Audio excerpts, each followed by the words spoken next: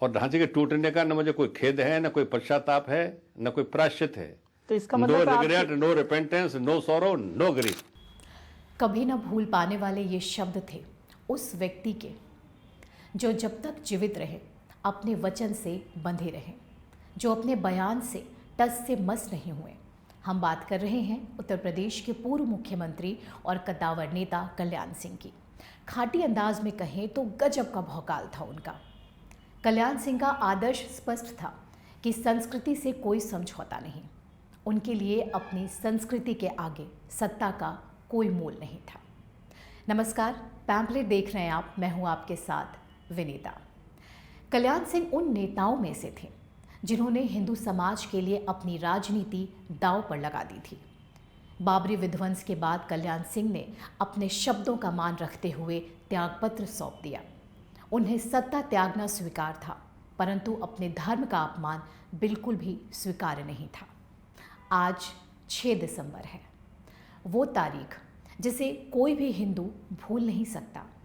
ऐसे में आज के दिन हिंदू हृदय सम्राट कल्याण सिंह को याद करना ज़रूरी है। इस तारीख को 31 बरस हो गए हैं।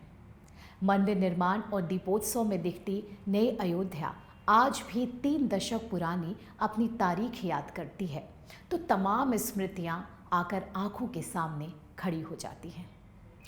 जय श्री राम का शोर, मंदिर यहीं बनाएंगे किनारे और कारसेवकों के जोश देखने वाली अयोध्या को एक चेहरा आज भी एक महानायक के रूप में याद है।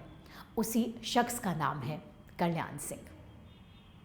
जिस देश में राजनीतिक फायदे के लिए जाति और धर्म का इस्तेमाल होता हो, जिस देश में राजनीतिक दबदबा हासिल करने के लिए नेता सार्वजनिक जीवन में धर्म को त्याज्य समझते हों, उस देश में धर्म के लिए सत्ता को ठुकराने की ऐसी बानगी शायद ही कोई और मिले। बड़े गर्व के साथ कल्याण सिंह कहते थे कि हमारे लिए 6 दिसंबर 1992 राष्ट्रीय गर्व का विषय है। दिसंबर 1992 घटना राष्ट्रीय शर्म की बात है। मैं कहता हूं 6 दिसंबर 1992 की घटना राष्ट्रीय शर्म का विषय नहीं है, राष्ट्रीय गर्व का विषय है। 6 दिसंबर। कल्याण सिंह का मतलब रामकाज के प्रति असीम समर्पण है।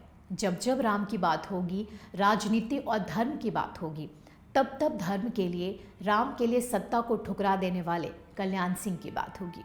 उनका ये कथन सदैव याद रहेगा कि जो राम का नहीं वो काम का नहीं। उनके भाषणों में एक पंक्ति हमेशा दोहराई जाती थी कि ये राम जी का देश है, अयोध्या राम जी की नगरी है, वहाँ उनका मंदिर नहीं बनेगा तो क्या सऊदी अरब में बनेगा। एक सच्चे राम भक्त की तरह लाखों हिंदुओं की रक्षा के लिए उन्होंने जो कहा था उसे आपको भी सुनना चाहिए। एनआईसी की मीटिंग में मैंने स्पष्ट किया था कि गोली नहीं चलाऊंगा, गोली नहीं चलाऊंगा, गोली नहीं चलाऊंगा। 22 जनवरी 2024 को जिस अयोध्या में प्रभु श्री राम विराजमान होंगे, उस अयोध्या का अर्थ ही है जिसे युद्ध में हराया नहीं जा सके।